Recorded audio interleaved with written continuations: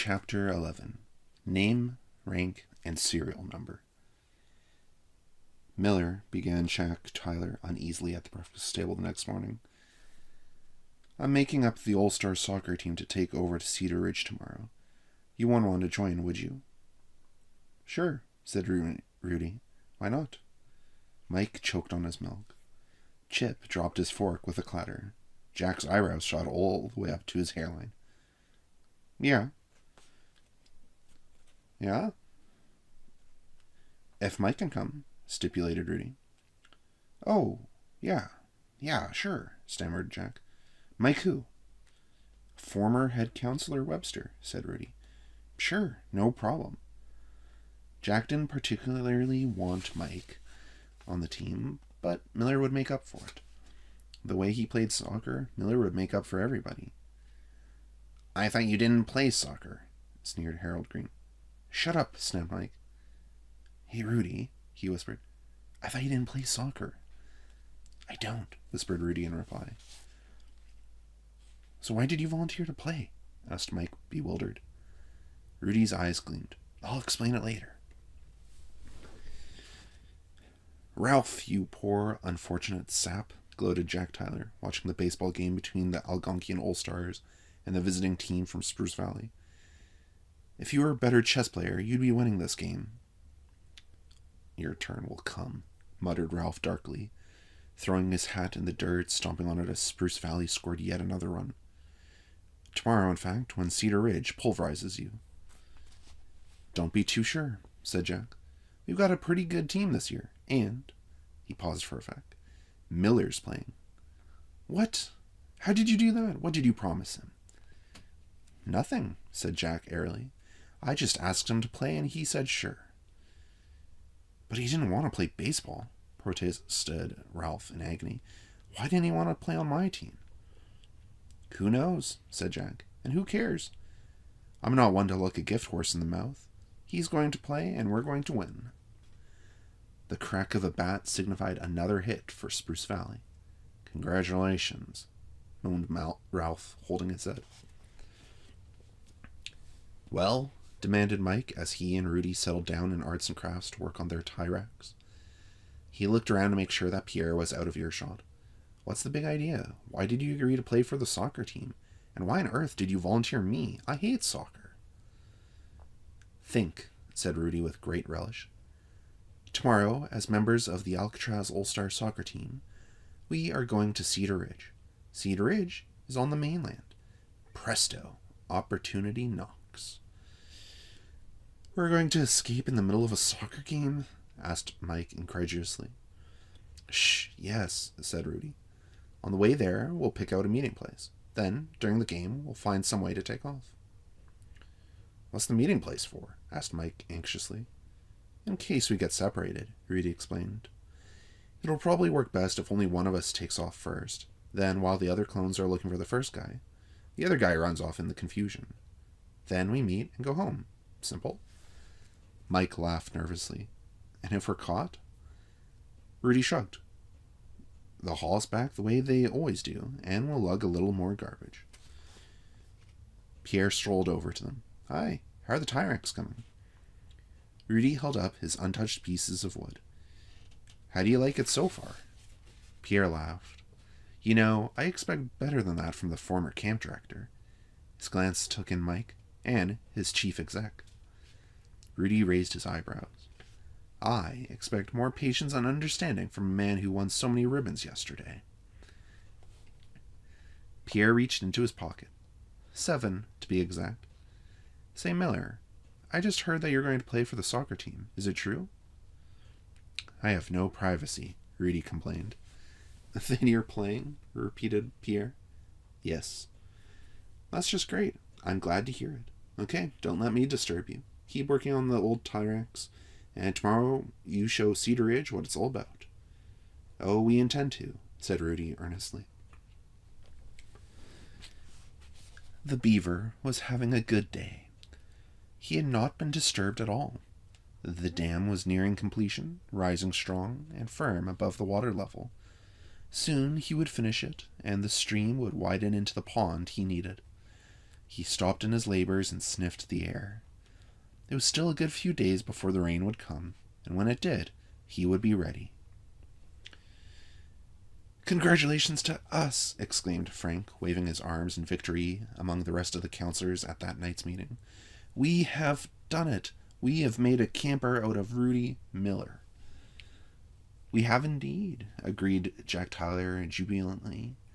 "The impossible has been done. If we could only explain it to Mr. Warden. Pretty sure such an accomplishment like this would qualify us for a raise." "I should get the raise," put in Chip. "I took all the lumps." "No, I should get the raise," muttered Ralph. "It was my baseball team that was sacrificed. Why couldn't you have made a camper out of him a day earlier?" "We couldn't have done it without you, Ralphie boy," laughed Frank. "It was your great talent as a chess player that brought it all about." "Less than 20 moves," mourned Ralph.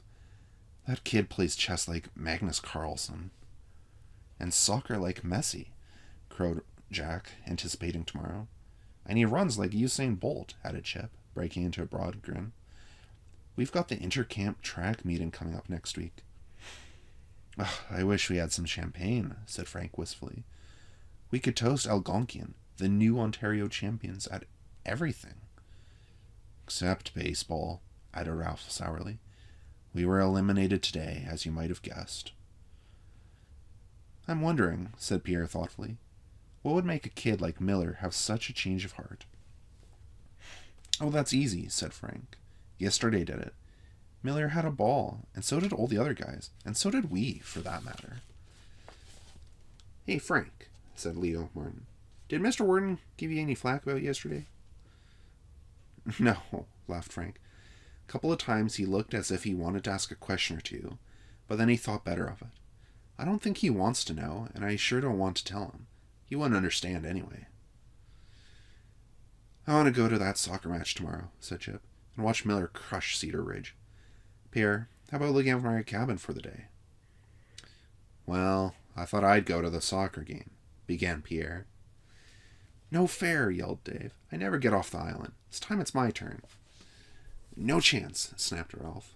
"My baseball team was sacrificed. The least you can do is let me go along on the trip to Cedar Ridge." The meeting became a babble of protest. "I know," announced Chip.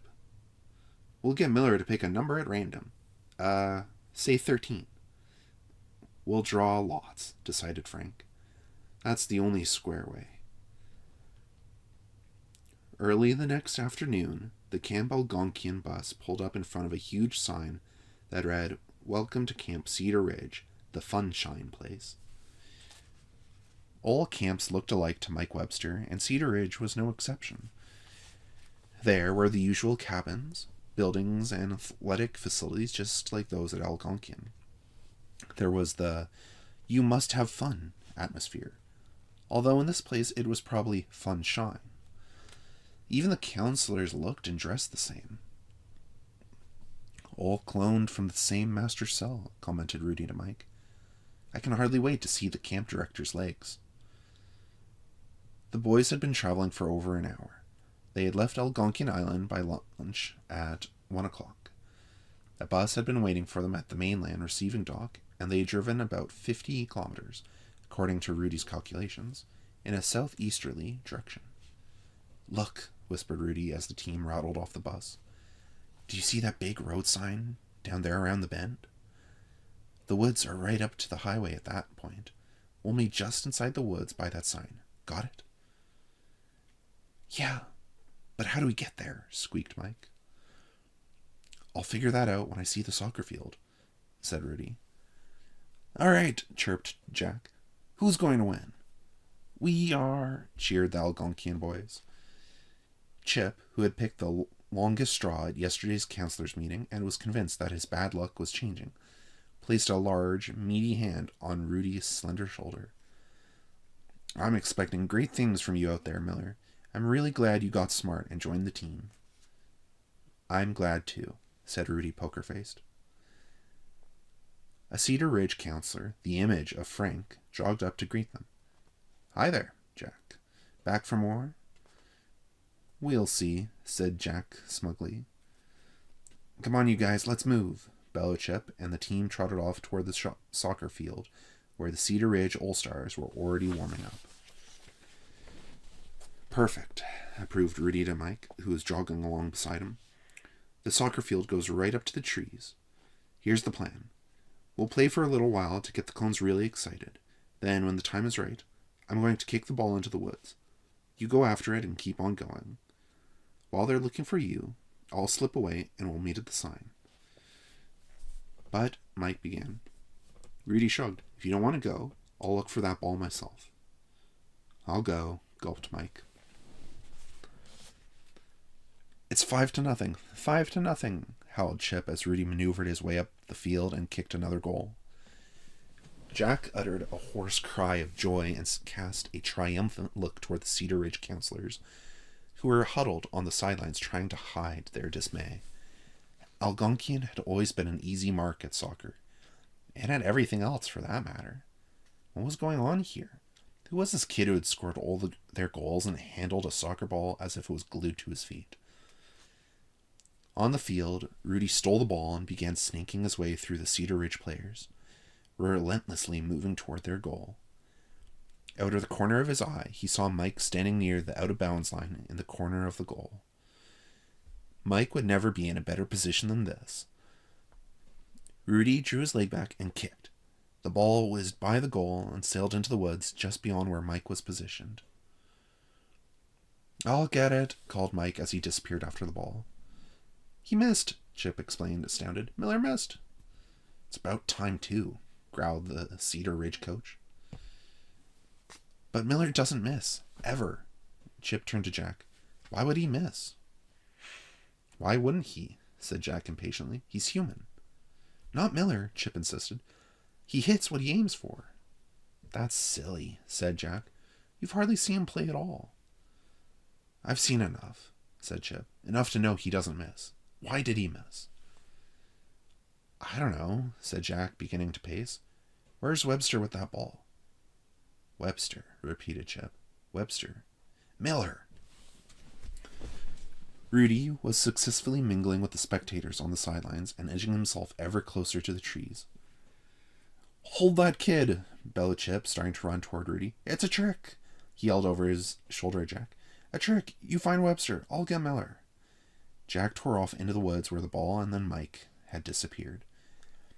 Rudy tried to make for the woods, but the crowd of decidedly hostile Cedar Ridge campers crowded tightly around and kept him from making any progress.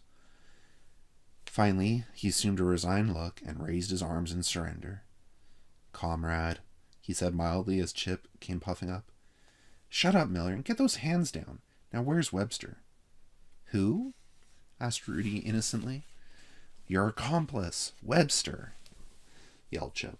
Sorry, never heard of him, replied Rudy politely. Come on, Miller, ordered Chip. Tell me where to find Webster. I'm afraid all I can give you is my name, rank, and serial number, intoned Rudy. Miller, roared Chip. Oh yes, you may torture me, said Rudy dramatically, noting that he had an astounded audience of Cedar Ridge campers and counselors. You may beat me, you may stick flaming bamboo under my fingernails, but I still won't give you any information. What's going on? Asked one of the Cedar Ridge counselors. What are you guys running over at Algonquian, a prison camp? Yes, said Rudy pointedly. Chip looked around, but Jack had still not returned. Miller, if you don't start talking, I'll break your neck. Dead. I am of no use to you, said Rudy calmly. All at once, the crowd was on Rudy's side. He's got a point there, laughed one of the counselors. Leave him alone. Pick on someone your own size. Miller, begged Chip, where's Webster? If he gets lost, something could happen to him. You may hang me by my thumbs, replied Rudy, or stretch me on the rack. You may stick my head in a blender, but I'll never tell. By now, Cedar Ridge was hysterical with laughter. Jack came loping out of the woods with the soccer ball, but no Mike. Where's Webster? What do you mean, where's Webster? Cried Chip. I sent you after Webster. At least I got the ball, said Jack. As for Webster's whereabouts, let's squeeze it out of Miller. You may hold my head under water, Rudy continued, or feed me to the alligators, but never will I break down. I wouldn't go to that Algonquian place, said a very small camper fervently. They torture you there, and they've got alligators. Hey, said one of the older boys to Rudy, is it always like this at Algonquian? No, said Rudy poker-faced. Sometimes it gets exciting. Where is he? Where is he? Where is he? Chip was shouting. Where's Webster? Here, said a sheepish voice. The crowd parted, and Mike, red-faced, walked up to face his counselors. Where were you? Bellowed Chip. You only have to give your name, rank, and serial number, Rudy reminded him.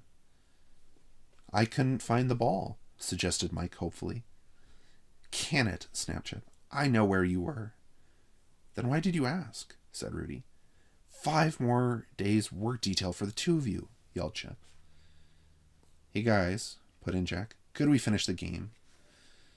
All right, said Chip sternly. We're going to finish the game. Miller, Webster, no tricks, right? Right, conceded Rudy and Mike. Both teams took the field again. Frank was waiting at the launch as the launch slipped into its place at the Algonquian Island dock. Well, he asked Chip, who was the first one off. How did we do? Don't ask, muttered Chip furiously, storming on by. Frank turned to Jack. You mean we lost? No, we killed them, Jack replied. 11-2. Miller scored 10 goals. Oh, said Frank, bewildered. Then what in the world is eating you, Chip? Asked Frank at the evening's counselors' meeting. We won, didn't we? Our boy Miller clobbered them. Yes, and he also tried to run away again, stormed Chip. Webster would have made it too if he hadn't gone lost taking 2 steps without Miller. Miller hasn't reformed. He's worse than ever. He only agreed to play on the soccer team because it would get him to the mainland. But then why did he score all those goals? Asked Ralph, mystified. Why did he bother to play so well if he only went there so he could run away? As I see it, said Pierre, that's Miller's character. He's honest, and he won't purposely play below his ability. I suppose the kid just doesn't like camp. It's not for everybody, you know. Maybe we should have told Mr. Warden a long time ago. But it's too late now. How do we let him know all this has been going on and we haven't told him? I tried to tell him, Chip insisted. The first time we caught Miller and Webster lighting out in a boat. He didn't understand. He doesn't understand anything, said Frank. We're just going to have to see this through. And we've got to keep tighter security on Miller, added Chip. He can't be given an opportunity to go anywhere near the mainland, and he'll have to be under 24-hour surveillance, even on the island. He gestured helplessly. Who knows what he could be doing right now? What about the dance tomorrow at Silver Lake? Asked Leo Martin. Everybody's going. No way, snapped Chip. I absolutely forbid it. Miller and Webster aren't going, much as I want to go. I'll stay here with them. You can't do that, exclaimed Frank. Everybody is supposed to go. All the campers and all of us. Not Miller and Webster, and not me, if that's what it takes to keep them here. All right, said Frank. You explain it to Mr. Warden. Chip swallowed hard. Then, well, if we really watch them, I suppose they can go. There was a long silence. A strange look came over Chip's face, almost like a goofy grin, and he said, to no one in particular, I like it better this way, I do. I could never get used to the idea of a nice, peaceful Miller. He sighed. This way, at least I know where I stand. All the boys were in bed, and cabin 13 was dark. From the lower bunk in the far corner, a foot rose and delivered a sharp kick to the mattress above it. Hey, whispered Mike, what did you do that for? That, said Rudy, was for coming back when you were home free. I wasn't home free. I was lost, Mike defended himself. No one could get lost with such simple instructions, said Rudy. Did you get to our meeting place? Well, yeah. Then why did you come back? Because you didn't come, said Mike. So I went back to see what happened. And I saw you were caught, so I gave myself up. Two stupids don't make a smart. You were free and you blew it. Now you'll have to spend another day here, maybe two. Then we're going again? Asked Mike in a small voice. Naturally, said Rudy. Now get some sleep. I'm sorry, Rudy. Don't apologize to me, Rudy yawned. Apologize to yourself.